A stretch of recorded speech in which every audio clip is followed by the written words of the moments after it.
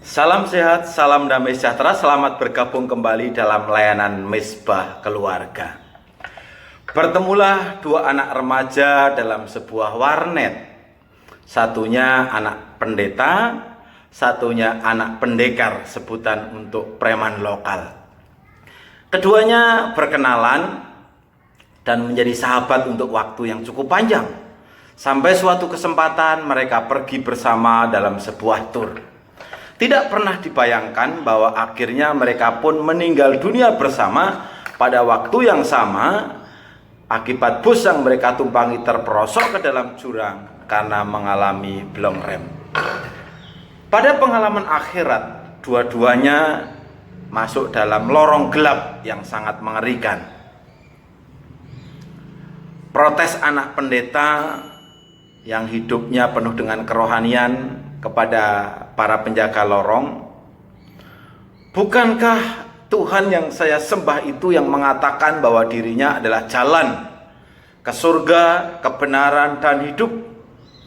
Kenapa aku tetap masuk lorong yang gelap? Masa saya disamakan dengan dia yang hidupnya rusak? Jawab penjaga lorong kepadanya, tidak ada alasan apapun untuk memasukkan kamu ke dalam lorong yang gelap untuk selamanya, kecuali satu hal.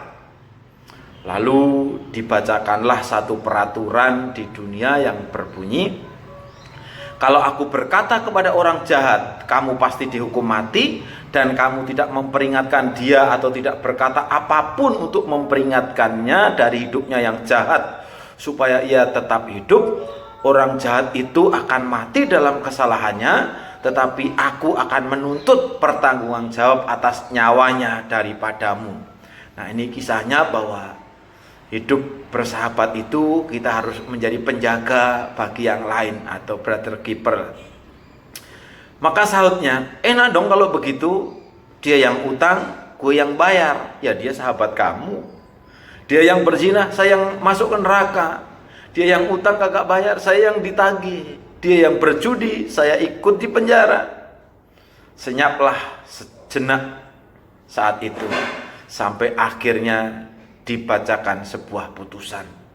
Jadi, karena satu alasan tidak pernah memberitahukan sesuatu yang benar kepada temanmu lah, karena kamu tidak pernah memperingatkan dia pada saat dia hidup salah, maka kamu diputuskan untuk menanggung beban dosa temanmu untuk selamanya.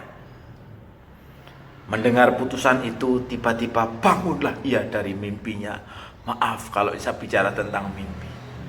Ilustrasi pohon pola hidup orang beriman Misbah Keluarga ini mengajak kita pada kehidupan untuk saling menjaga atau brother keeper.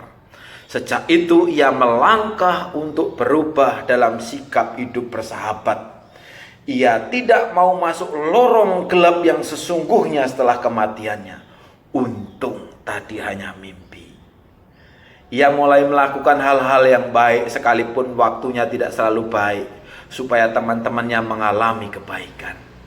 Ia menjadi teladan dalam banyak hal, dari hal-hal yang sederhana, sambil terus mengawasi jalannya sendiri.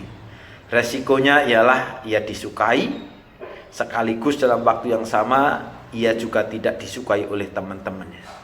Sobat MK, jangan takut dianggap sombong atau dianggap sok rohani oleh orang lain.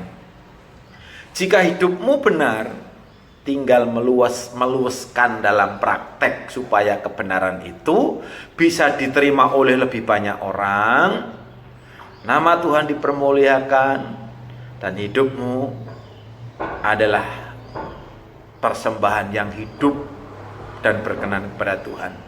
Cerdiklah seperti ular dan tuluslah seperti merpati.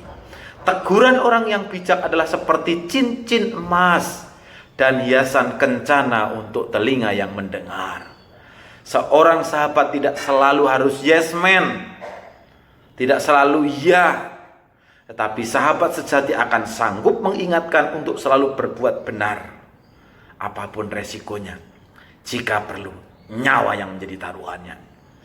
Jangan marah, jangan blokir HP teman, jangan left dari grup jika sesaat tersinggung karena diperingatkan untuk berbuat benar.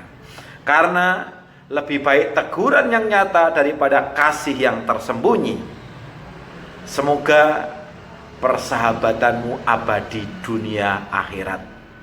Bukan masuk lorong yang gelap, tetapi masuk dalam cahaya abadi dengan pohon kehidupan yang menyejukkan untuk selama-lamanya. Tuhan memberkati.